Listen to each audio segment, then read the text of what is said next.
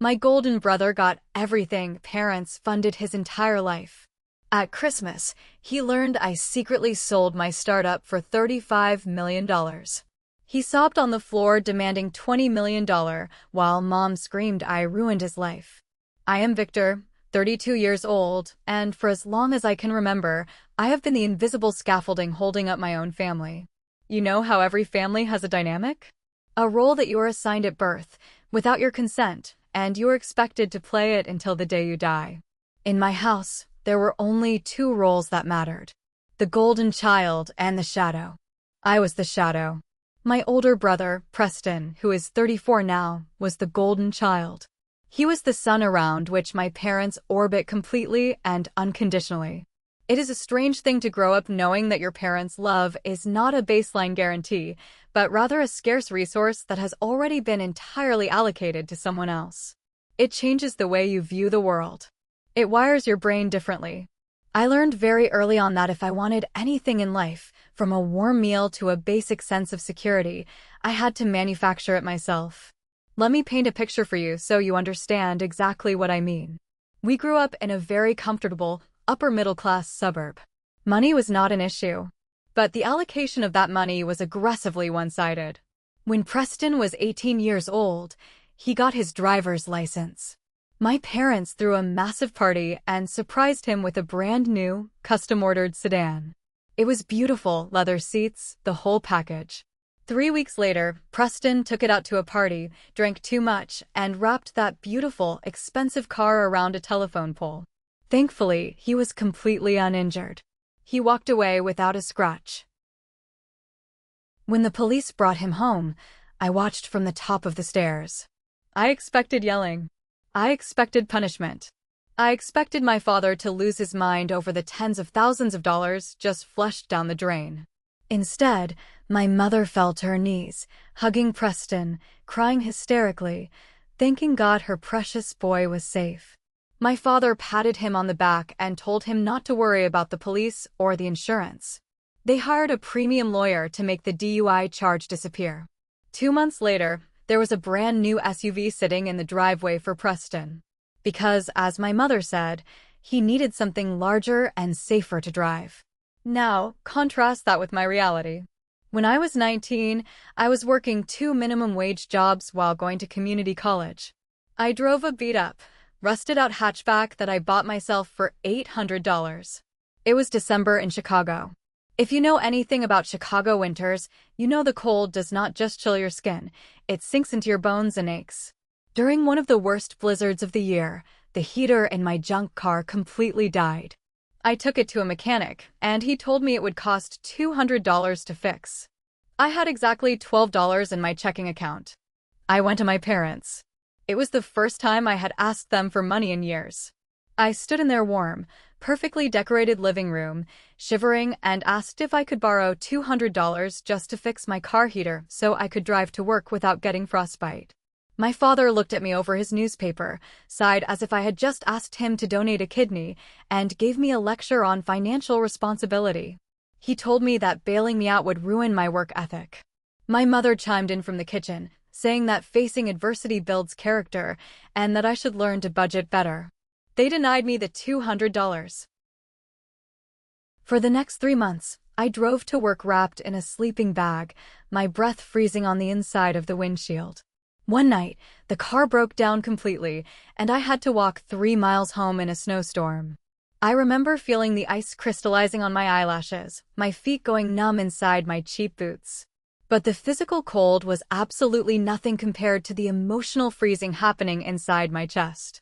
That walk in the snow was the night something fundamental broke inside me. Or maybe it was the night something was forged. I realized then, with absolute, terrifying clarity, that I was completely on my own. No one was coming to save me. If I fell, they would step over my body to get to Preston. The next decade of my life was a masterclass in survival. While Preston coasted through his 20s on a cushion of parental cash, I ground myself down to the bone. Let us look at Preston's 20s for a moment.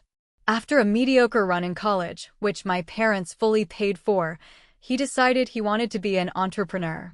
He got sucked into what was essentially a high-end pyramid scheme. He maxed out multiple credit cards trying to buy inventory and project an image of wealth. When the whole thing collapsed, he was $30,000 in debt. He came crying to our parents. My dad wrote a check the very next day, clearing the debt instantly, calling it a temporary setback for a brilliant mind. When Preston got married a few years later, my parents dropped $75,000 on the wedding without batting an eye. Then, they quietly provided the down payment for his house in a nice neighborhood. Everything Preston touched turned to ash, and my parents were always there with a golden broom to sweep it up and buy him a new sandbox. Meanwhile, my 20s were spent in a state of constant, grinding anxiety. I lived in a tiny, moldy studio apartment in the uptown neighborhood of Chicago. I ate instant ramen noodles so often that the smell of them still makes my stomach turn. I worked in a warehouse during the day, taking inventory and managing shipping routes. At night, from 8 in the evening until 3 in the morning, I sat at a second-hand desk and taught myself how to code. I saw how inefficient the logistics industry was. I saw companies losing millions of dollars because their tracking and routing software was outdated garbage. So, I decided to build something better. For years, I had no social life. I had no vacations. I had no safety net. It was just me, a glowing laptop screen, and a desperate, burning need to prove that my existence mattered. There were times I almost broke. Times I sat on the floor of my shower, letting the cold water run over me because I could not afford to pay the gas bill, crying from sheer exhaustion. But every time I wanted to quit, I remembered that 3-mile walk in the snow. I remembered the brand new SUV sitting in the driveway for the brother who crashed his car drunk. Anger is a terrible master, but it is an incredibly efficient fuel. Slowly, the software I built started to gain traction. I got one small client, then another. I quit the warehouse job. I incorporated. I hired a small team. We scaled. We hit brick walls, pivoted, and scaled again. It took 10 years of blood, sweat, and absolute isolation, but my company became a serious player in the supply chain logistics space. And then it happened. A massive, global tech conglomerate noticed us. They wanted our routing algorithm to integrate into their global infrastructure. The negotiations took 6 months. It was the most stressful period of my life. When the final paperwork was signed, I was sitting alone in my modest office. I received an email from my lawyer confirming the deal had closed. I logged into my banking portal. The screen loaded. I stared at the numbers. The wire transfer had cleared. The balance read $35 million. There was no cheering. There was no champagne popping. I just sat there in the quiet hum of the air conditioning, staring at the screen until the numbers blurred. $35 million. It was a sum of money so large it did not even feel real. It felt like a video game score. I had won. I had beaten the system that was designed to see me fail. But the overwhelming emotion I felt wasn't joy. It was a profound, suffocating emptiness. For an entire year, I told absolutely no one. People always ask me why. Why wouldn't you shout it from the rooftops? Why wouldn't you rub it in the faces of the people who doubted you? The truth is, I was running a silent psychological test on my family. Part of me, the inner child that still craved a mother's warmth and a father's pride, held onto a tiny, pathetic shred of hope. I thought maybe if I just wait, they will call me. Maybe they will ask me how my business is doing. Maybe they will invite me over for a random Tuesday dinner just to see my face, not because it is a mandatory holiday. I wanted them to care about Victor the person, not Victor the millionaire. So, I kept my mouth shut. I quietly upgraded my life. I moved out of the cramped apartment and bought a stunning, hypermodern penthouse overlooking the Chicago skyline. I paid for it in cash through a blind trust. I bought a sleek, high-end sports car, but I kept my old, reliable, 10-year-old sedan parked in a rented garage space. Whenever a mandatory family event rolled around, Thanksgiving, a birthday, I would drive the old sedan out to the suburbs. I would wear my ordinary clothes. I would sit at the edge of the room and listen to my parents brag about Preston's minor promotion at his middle management job, or how his kids were practically geniuses. They never asked about me. If they did, it was a passing, obligatory question like, "Are you still doing that computer stuff?" Before I could even answer, my mother would pivot the conversation back to Preston's landscaping project. The survivor's guilt mixed with bitter vindication was a heavy cocktail to drink every day. It is a very surreal experience to sit at a table eating a dry turkey sandwich, knowing you have the financial power to buy the entire neighborhood, while the people across from you treat you like a slight disappointment. As December rolled around, the annual Christmas dinner loomed over me like a dark cloud. My mother's Christmas dinners were infamous. They were highly orchestrated, theatrical productions designed to project the image of a flawless American family. Attendance was mandatory, and the script was always the same. I remember sitting in my penthouse on Christmas Eve, looking out at the glittering lights of the city. I was swirling a glass of very expensive scotch. I looked at the cheap, obligatory gift I had bought for Preston. I realized I was exhausted. I was so tired of shrinking myself to fit into their narrative. I was tired of being the ghost at the banquet. I made a decision that night. I was done hiding. I was not going to throw a parade, but if the opportunity arose, I was going to let the truth out. I wanted to see the mask slip. I wanted to see what would happen to the carefully constructed ecosystem of our family when the scapegoat suddenly possessed more power and resources than the golden child and the parents combined. The next afternoon, I got into my old sedan, turned on the heater that I had fixed myself all those years ago, and drove out to Naperville. I was carrying a secret that was about to detonate, and for the first time in my life, I wasn't afraid of the explosion. Walking into my parents' house in Naperville on Christmas Day was like stepping onto a movie set. Every single detail was curated for maximum visual impact. The smell of fresh pine and roasted turkey was heavy in the air, almost suffocating. Traditional carols played softly from hidden speakers. The Christmas tree was 12 feet tall, dripping with coordinated silver and gold ornaments. It was the perfect illusion of warmth. I arrived exactly on time, slipped off my coat, and immediately faded into the background. That was my designated spot. I went to the kitchen, poured myself a glass of bourbon, and leaned against the counter, watching the performance unfold. 20 minutes later, Preston made his grand entrance. He did not just walk into a room, he expected the room to stop and acknowledge him. He came through the front door with his wife and 2 perfectly dressed children. He was 34 years old, but he still carried himself like the high school quarterback who expected everyone to carry his equipment. He was wearing a tailored cashmere sweater and, catching the light as he took off his coat, a heavy, gleaming Rolex watch. I knew for a fact his middle management job at a regional insurance firm did not pay Rolex money.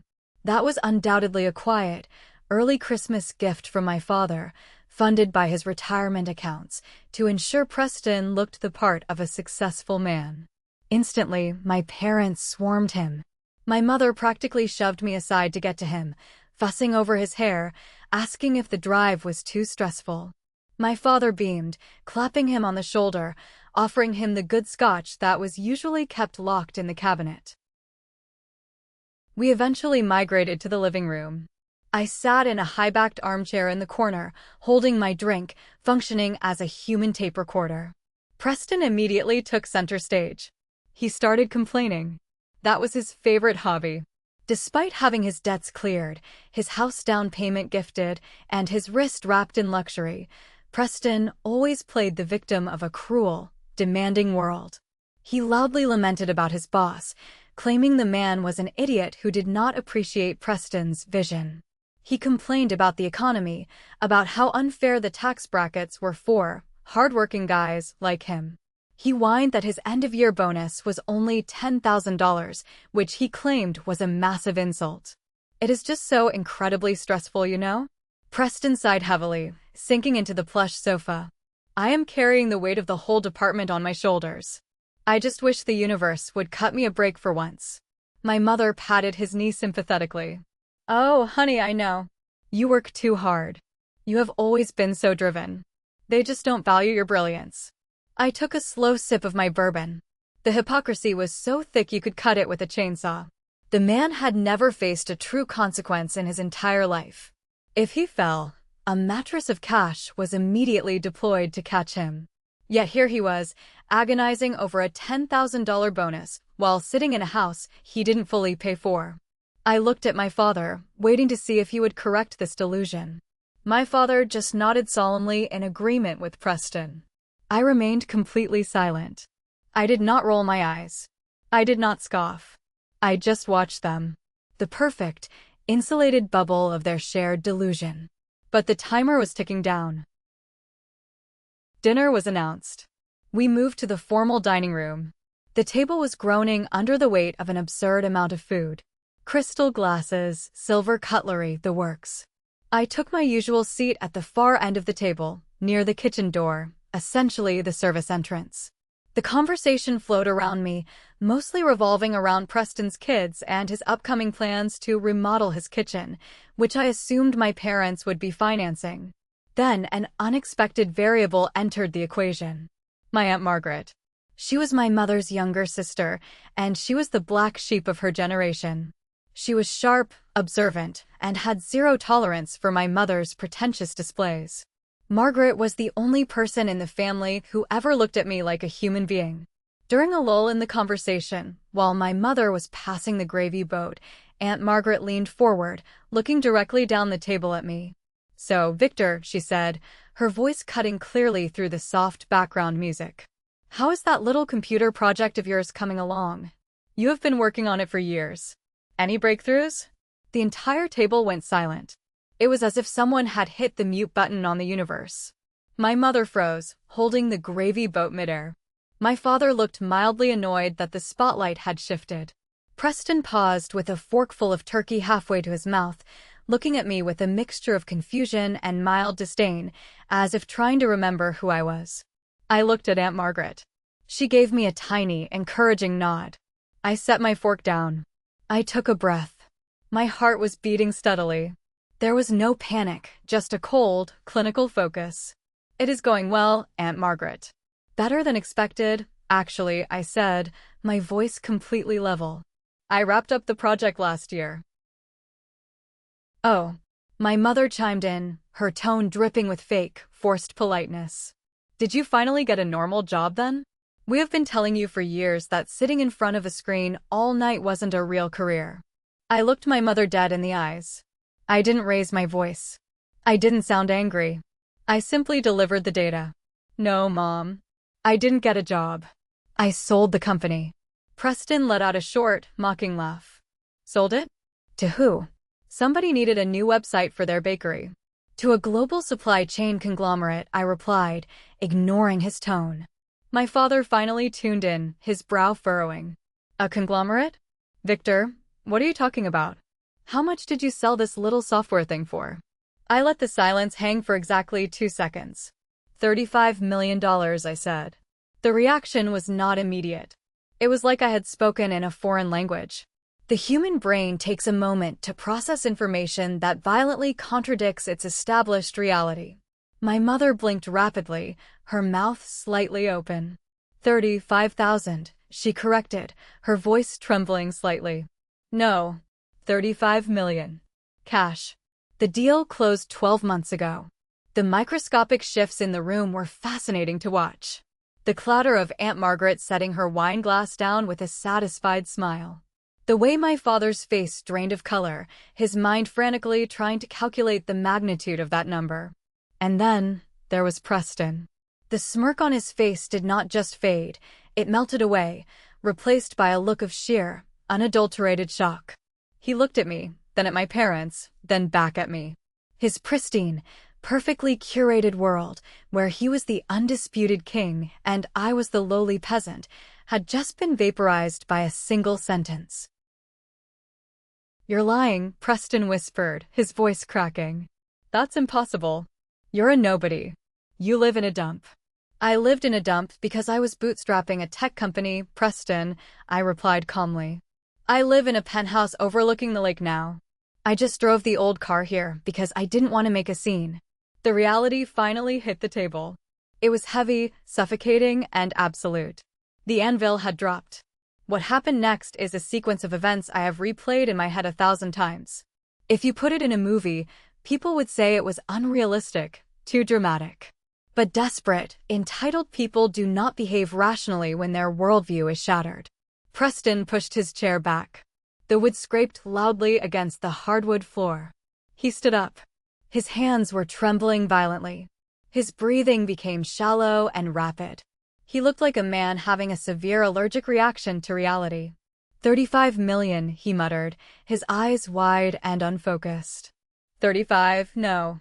No, no, no. That is not fair. That is not fair. His voice escalated into a shout. And then a grown man, 34 years old, wearing a $10,000 watch, literally collapsed to the floor. He dropped to his knees, clutching his face, and began to sob. Deep, gut-wrenching, hysterical sobs. His wife jumped up, horrified, trying to pull him up, but he shoved her away. It's not fair. Preston screamed, pounding his fist against the expensive rug. I do everything right. I have the family, I have the job, I play by the rules. And I am drowning. And he does nothing but sit in a dark room and he gets $35 million?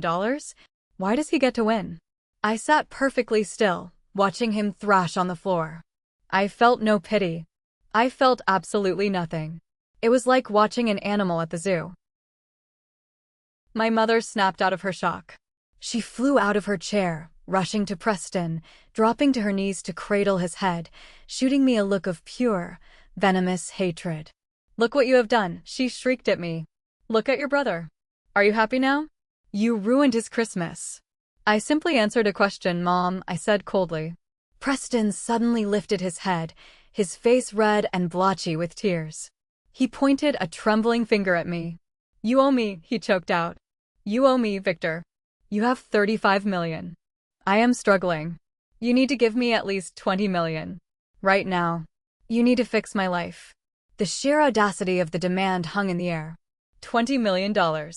Because he was crying on the floor. Before I could even process the absurdity of it, my mother slammed her hand hard against the dining table, rattling the crystal glasses. He is right, she screamed, her voice echoing off the high ceiling. She stood up, glaring down at me. You owe your brother. You stole his future. I finally reacted. I let out a short, incredulous laugh. I stole his future? How exactly did I do that? I built my company with my own bare hands while you were paying his credit card bills. Do not speak to me with that tone, my mother howled, her face contorted with rage. You were always jealous of Preston. Always. You only worked so hard because you were obsessed with beating him. He was your motivation. He is the reason you pushed yourself.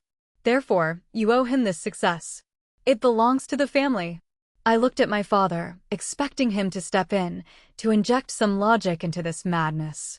He just stood there, gripping the edge of the table, looking at the floor. He was a coward. He always had been. The mental gymnastics were staggering. They were rewriting reality in real time. My suffering, my isolation, my decade of grinding poverty, they were now claiming it was all a tribute to Preston's greatness. I stood up slowly. I picked up my napkin, folded it neatly, and placed it on the table. I looked at the three of them. My brother sobbing on the floor, demanding a fortune. My mother screaming that I was a thief of a future I built. My father staring silently at his shoes. You are all completely insane, I said quietly. The calmness in my voice seemed to infuriate my mother even more, but she fell silent. I looked down at Preston. You are 34 years old, Preston. Get off the floor. It is pathetic. I didn't wait for a response. I turned my back on the lavish dinner, walked to the front hall, put on my coat, and walked out the front door. The icy December wind hit my face, and for the first time in my life, I took a deep breath that felt entirely my own. I got into my car and drove back to Chicago. I knew the war hadn't started yet. This was just the declaration. But I was ready. I was done being the scapegoat. From now on, I was going to live entirely, ruthlessly, for myself. If you are enjoying this story of ultimate family drama and legal revenge, please hit that like button, subscribe to the channel, and leave a comment below telling us what city you are watching from. Every single comment helps push this video to more people who love a good karma story. Thank you so much for your support. Now, let's get back to the fallout. The silence lasted exactly 48 hours. Then, the psychological warfare began. If you have never dealt with a highly toxic, narcissistic family structure, you might not be familiar with the term flying monkeys. It comes from the Wizard of Oz, referring to the minions the Wicked Witch sends out to do her dirty work. In family dynamics, flying monkeys are the extended relatives, friends, and neighbors who are manipulated into harassing the target on behalf of the abuser. My mother was the ultimate puppet master. 2 days after Christmas, my phone started vibrating relentlessly. First, it was a text from an aunt on my father's side, a woman I had not spoken to in 4 years. The message read, "Victor, I heard about your windfall. It is absolutely disgraceful that you are leaving your brother to drown in stress when you have more money than you could ever spend. Family is supposed to share the load. You have changed, and not for the better." Then came a voicemail from a cousin, adopting a pseudo-friendly but deeply condescending tone, telling me that I needed to swallow my pride, go back to Naperville, and apologize for causing a scene at Christmas. He actually used the phrase, "You know how Preston gets? Just give him a little slice of the pie to calm things down. Do not be a greedy billionaire." They were spinning a masterclass narrative. In their version of reality, Preston was a hardworking family man on the brink of financial collapse, and I was a cold, calculating miser sitting on a mountain of gold, laughing at his misery. They conveniently left out the fact that Preston lived in a massive suburban home they had partially paid for, while he wore a $10,000 watch. Then my mother called. I watched her name flash on my screen for a long time before I finally answered. I did not say hello. I just put the phone to my ear. "Have you thought about what we said?" she asked. Her voice was completely devoid of warmth. It was the tone of a debt collector. "I have thought about the fact that my brother threw a tantrum on the floor like a toddler," I replied evenly. "Do not play games with me, Victor," she snapped. "Preston has not slept in 2 days. He is under tremendous pressure. We have always taught you that family comes first. You have an opportunity to secure your brother's future, to make sure his children are taken care of. We are not asking for the world. $20 million leaves you with $15 million. That is more than enough for a single man with no responsibilities." I gripped the edge of my kitchen counter. "Let me get this straight. You expect me to hand over more than half of my net worth because Preston feels entitled to it? He has carried this family's reputation on his back for his entire life," she yelled, her composure cracking. "He did everything right. He gave us grandchildren. He gave us pride. You owe him for the peace of mind he brought this family while you were off hiding in the city doing God knows what. If you turn your back on us now, there will be severe consequences. Mark my words, Victor. You cannot abandon family." She hung up before I could respond. For a moment, I just stared at the phone. The delusion was so absolute, it was almost impressive. I did not engage. I blocked her number. I blocked the cousins. I blocked the aunt. I put my phone on silent and poured myself into my new investment portfolios. I thought it was just talk. I thought it was just a guilt trip designed to wear me down over time. I severely underestimated just how desperate and unhinged they had become. The second week of January, I was sitting in my home office reviewing some commercial real estate contracts when my private cell phone rang. It was an unlisted number, but my caller ID flagged it as my primary bank's wealth management division. I picked it up immediately.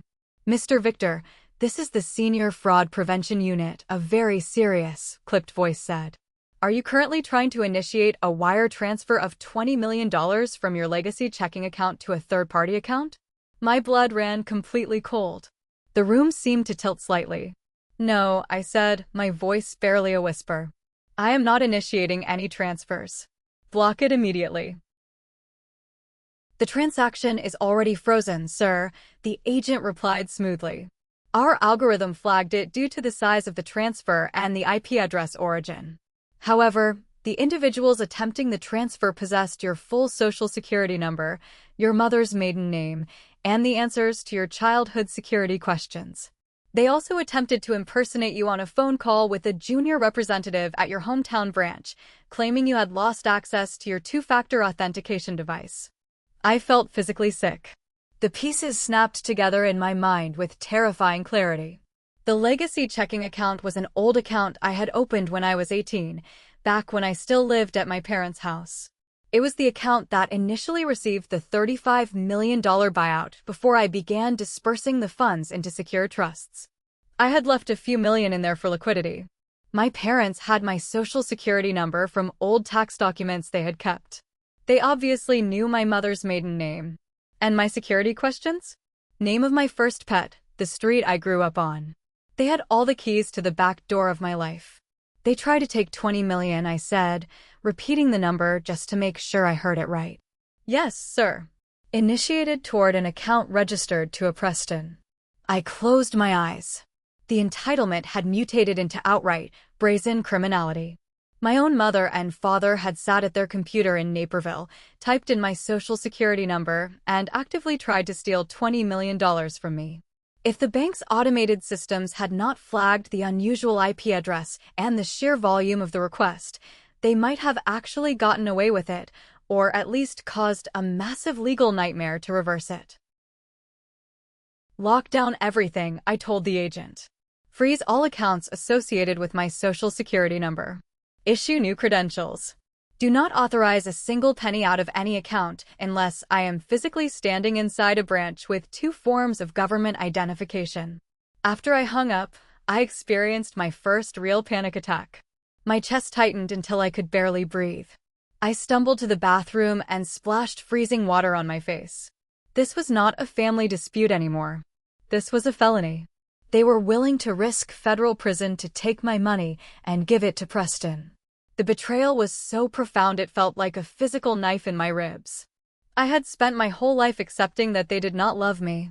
But I never, in my darkest nightmares, thought they would actively try to destroy me. I did not call my lawyer immediately. Anger makes you do impulsive things, and my anger was blinding. I grabbed my keys, got into my car, and broke every speed limit driving out to the suburbs. I was going to look them in the eye. I was going to demand to know how they could justify grand larceny. When I pulled onto their quiet, tree-lined street, I slammed on the brakes. I stared at the driveway. Sitting right in front of the garage was a brand-new, charcoal gray sports car. A Porsche.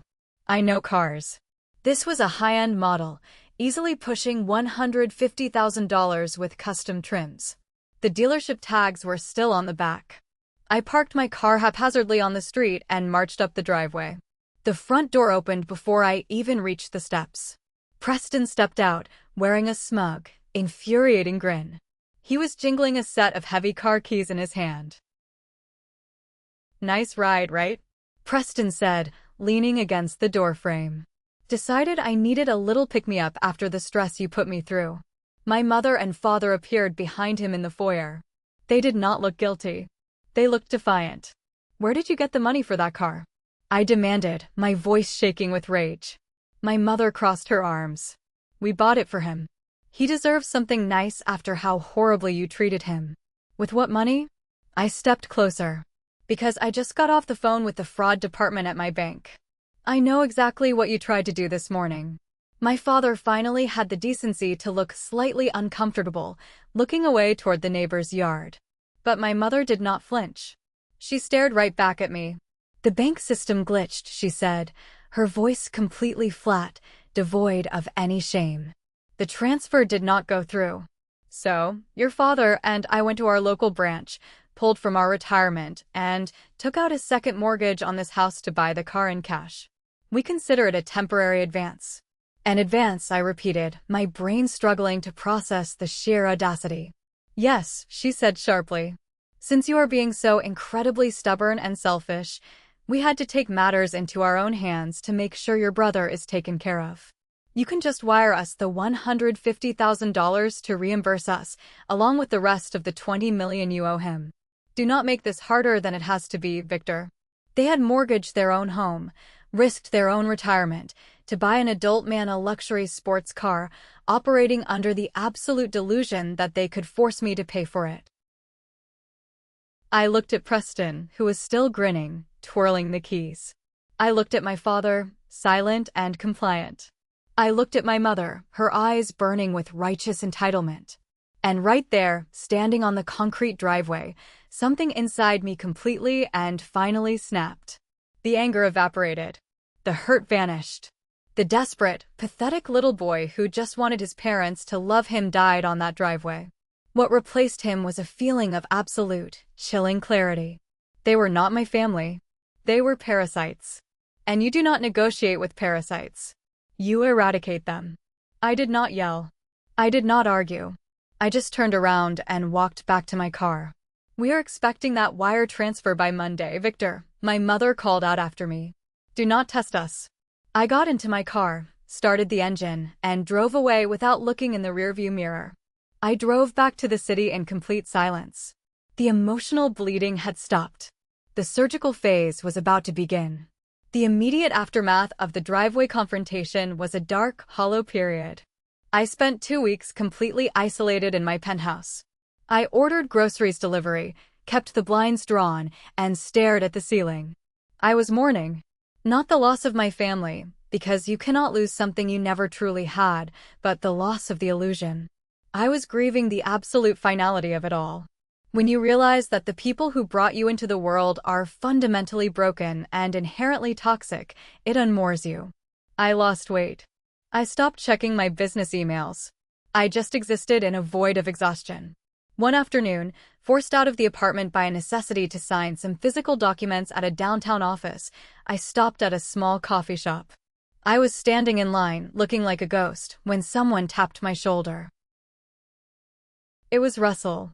We had been close friends in college, shared a miserable, freezing apartment for 2 years before life pulled us in different directions. He looked exactly the same, maybe a few more gray hairs. We sat down with our coffees, and he took one look at my face and asked, "Who died?" I had not spoken a word of this nightmare to anyone outside of the bank's fraud department. But looking at Russell, someone who knew me before the money, before the betrayal, the dam broke. I told him everything. I kept my voice low, but I laid out the entire grotesque story. The Christmas dinner, the demand for $20 million, the attempted wire fraud, the Porsche bought on a second mortgage. Russell sat in silence for a long time after I finished.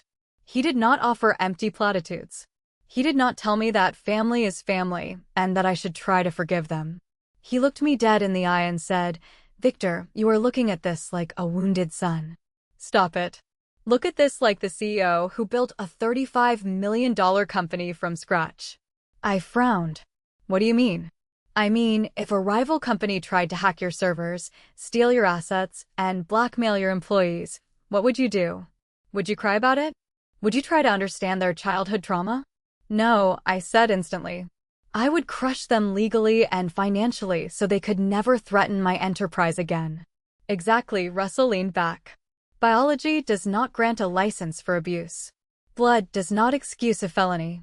They declared war on your assets and your mental health. You need to stop mourning the parents you wish you had and start dealing with the criminals who actually exist. Protect your empire, Victor. Burn their narrative to the ground." Walking out of that coffee shop, the heavy fog in my brain had lifted. Russell was right. I had spent my entire life playing defense, absorbing their blows. It was time to play offense. I went back to my penthouse, opened the blinds, letting the blinding afternoon sun pour in, and opened my laptop. The next morning, I made a phone call to a corporate law firm renowned for being utterly ruthless in complex litigation. I did not want a family lawyer. I wanted a corporate assassin. That is how I met Sylvia. Sylvia was in her late 40s, wore impeccably tailored suits, and had eyes that looked like they could cut glass. She listened to my story without a single change in expression. When I finished, she nodded once. "We are not filing a simple restraining order," Sylvia stated, her voice crisp and commanding. "We are going to build an airtight, impenetrable fortress around your assets and simultaneously construct a guillotine for their social and financial standing. But to do that, I need to map their entire financial history. I am bringing in Fiona." Fiona was a forensic accountant. She was quiet, drank an alarming amount of black coffee, and looked at spreadsheets the way a predator looks at a wounded deer. I gave Fiona authorization to dig into anything she could legally access regarding my parents and Preston, starting with the timeline of their financial gifts. For the next month, my life became a war room. I watched Fiona perform absolute magic. She tracked down public records, property deeds, and mortgage filings.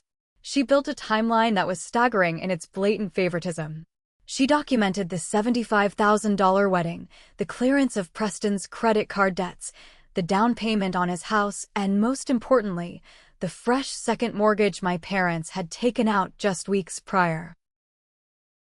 They are financially overextended, Fiona reported one afternoon, sliding a thick file across my dining table. Your parents' retirement accounts are practically drained. To buy that Porsche, they leveraged their primary residence to the absolute limit. They are banking entirely on the delusion that you will capitulate and pay them off. If you do not, they will default within 6 months. Meanwhile, Sylvia was handling the criminal aspect. She drafted a formal subpoena to my bank, legally demanding the complete digital footprint of the attempted $20 million wire transfer. The bank, terrified of liability, complied immediately. Sylvia obtained the official, time-stamped IP logs proving unequivocally that the unauthorized login attempt originated from the router inside my parents' Naperville home, using a device registered to my father. This is felony wire fraud and identity theft, Sylvia said, tapping the paper. We have the loaded gun. Now, we just need to decide when to pull the trigger. I also spent a small fortune having Sylvia restructure my entire net worth. We created multiple blind trusts, offshore holding companies, and layered LLCs. By the time she was done, my money was completely invisible and untouchable by anyone without 3 different federal court orders. I was a ghost in the financial machine. Legal defense was only half the battle. The other half was the narrative. My mother was still aggressively campaigning within the extended family and their social circles, painting me as a villain who abandoned his struggling brother. If I sued them quietly, she would spin it as me bullying an elderly couple.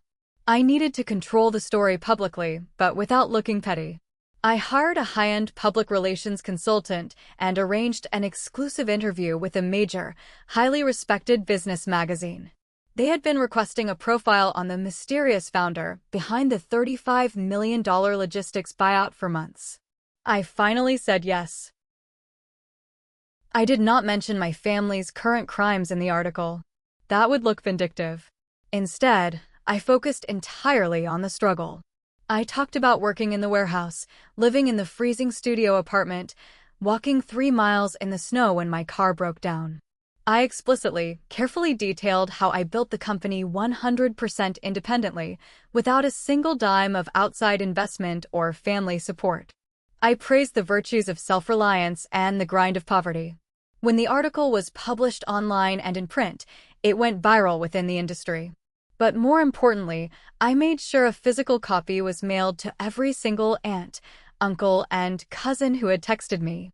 The message was implicit but devastating. My mother's claim that I owed my success to the family support, or that Preston was my motivation, was utterly destroyed in the public eye. I painted myself as the self-made underdog, and everyone loves an underdog. Simultaneously, Sylvia was gathering human evidence. I reached out to Aunt Margaret. She was disgusted by my parents' behavior and agreed to sit for a legally recorded deposition with Sylvia. Margaret testified, under oath, to the decades of blatant favoritism, the Christmas dinner demand, and my mother's continuous, unhinged comments about how my money belonged to the family. Sylvia also hired a private investigator who dug into Preston's professional life. He found 2 former business partners who had been burned by Preston's incompetence and were more than happy to sign sworn affidavits detailing how my parents had secretly bailed Preston out of multiple lawsuits to keep his reputation clean. We were building a mountain of undeniable, catastrophic truth. It was no longer a case of he said, she said. It was a case of paper trails, IP logs, and sworn testimonies against a delusional narrative. "We are ready," Sylvia told me one evening, closing her briefcase. I am sending a formal notice of impending litigation for civil fraud, intentional infliction of emotional distress, and a demand for a permanent restraining order. I will also include a draft of the criminal complaint we intend to file with the federal prosecutor regarding the wire fraud. They will ask for mediation, I said, looking out at the city lights. Of course they will, Sylvia smiled, a cold, sharp expression. They think they can still talk their way out of this. They think you are still the little boy who wants their approval. Let them think that, I replied. Set up the mediation. The mediation took place in a high-rise legal office in downtown Chicago. The conference room was completely enclosed in soundproof glass, offering a sweeping, dizzying view of the city below. It felt less like a meeting room and more like an interrogation chamber. I arrived early with Sylvia. I was wearing a tailored navy suit, perfectly calm, my heart rate steady. I had spent a lifetime fearing my parents' disapproval, but sitting in that glass room, I felt absolutely nothing toward them. They were just an obstacle to be dismantled. 10 minutes later, the door opened. My parents and Preston walked in, followed by a lawyer who looked like he specialized in smoothing over country club disputes. Preston looked terrible. The smugness from the driveway was gone, replaced by a nervous, twitchy energy. His eyes were bloodshot. My father looked pale and exhausted, like a man carrying a boulder on his back. Only my mother maintained her posture. She walked in with her chin held high, projecting an aura of an offended matriarch forced to deal with an unruly child. They sat across from us. My mother glared at me, but I just looked past her, staring blankly at the wall. Their lawyer cleared his throat and opened his leather binder. Well, thank you all for coming. We're here today to resolve what is, fundamentally, a tragic family misunderstanding. My clients are deeply hurt by the aggressive legal posturing Mr. Victor has taken. Families should not communicate through lawsuits.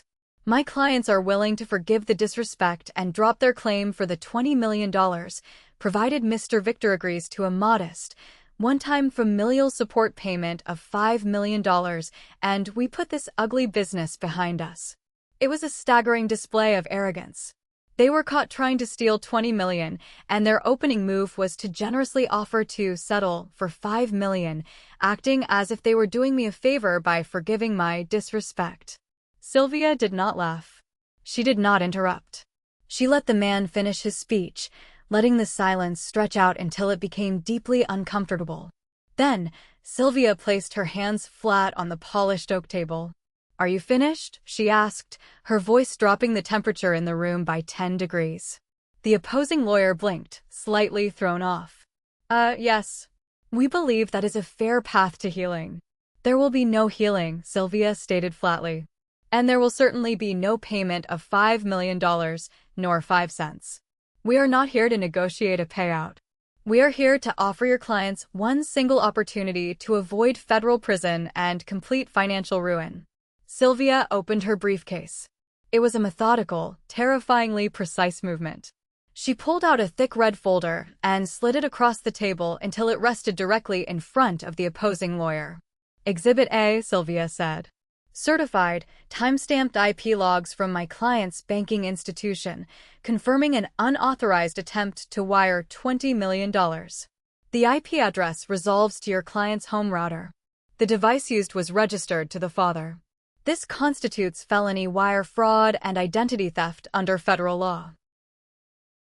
The opposing lawyer stared at the document.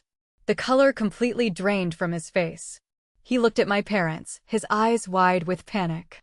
You told me it was a banking error. You told me the bank glitched. My father lowered his head into his hands. My mother opened her mouth to speak, but Sylvia cut her off. Sylvia slid a second, blue folder across the table. Exhibit B, financial records detailing a second mortgage taken out on your client's primary residence, immediately followed by a cashier's check issued to a luxury auto dealership for $150,000. Purchased in cash, registered to Preston. Preston flinched as if he had been physically struck. He stared at the folder, his breathing becoming shallow. Sylvia slid a third, black folder forward.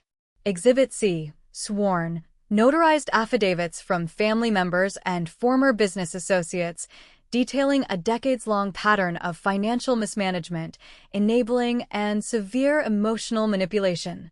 This establishes the motive and the psychological framework for the fraud. Sylvia leaned forward, resting her elbows on the table, interlacing her fingers.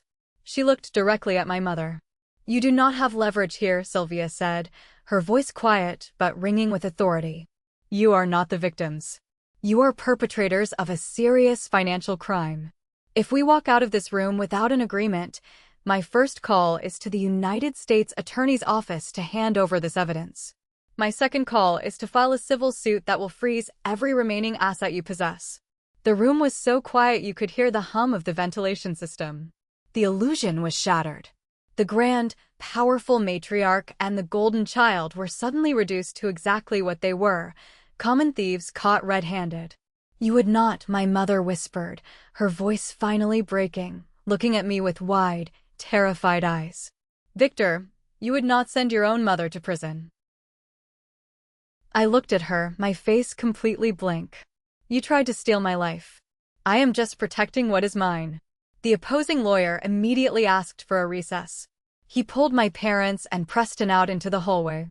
Through the soundproof glass, I watched the lawyer frantically gesturing, clearly explaining the catastrophic legal jeopardy they were in. I watched my father visibly deflate, his shoulders slumping in defeat. I watched Preston put his hands on his head, pacing frantically. My mother just stood rigidly, staring at the floor, her empire crumbling. 15 minutes later, they filed back in. They looked like they were walking to their own execution. "My clients are prepared to accept your terms," the lawyer said, his voice entirely defeated. Sylvia produced 3 copies of a densely packed legal document. "This is a binding admission of guilt regarding the unauthorized access of the bank accounts. It includes a strict, permanent non-contact and no harassment order. It mandates that a pre-written retraction be emailed to the entire extended family, admitting that the claims against my client were fabricated. Finally, it permanently waives any future claim to my client's estate or assets." She pushed the pens across the table. "Sign them. Now. Or we leave." My father did not hesitate. He picked up the pen and signed his name with a shaking hand. He looked broken. My mother stared at the paper for a long time. A single tear rolled down her cheek, not a tear of remorse, but a tear of profound, bitter humiliation at losing control. She picked up the pen and signed. Then it was Preston's turn. He looked at me, his eyes pleading. "Victor, please. If I sign this, I have to sell the car. My wife is threatening to leave me because of the second mortgage. Please, you have so much." "Sign the paper, Preston," I said.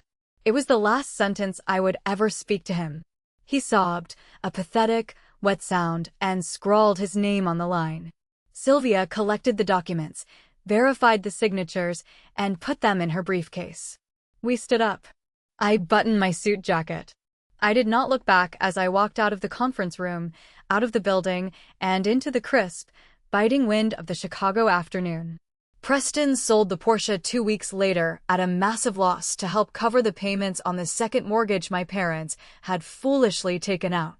The retraction email was sent, and the whispers in the extended family stopped overnight, replaced by a stunned, embarrassed silence. They became pariahs in their own social circles. As for me, I went back to my penthouse. I poured a glass of bourbon, stood by the window, and watched the city lights flicker to life. The heavy, suffocating weight I had carried since I was a child was completely gone. I was finally, truly free.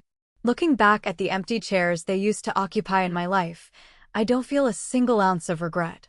But sometimes, in the dead of night, I wonder about the absolute destruction of my own bloodline.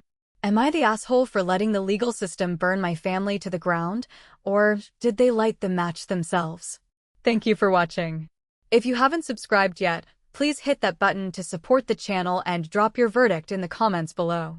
We read every single one.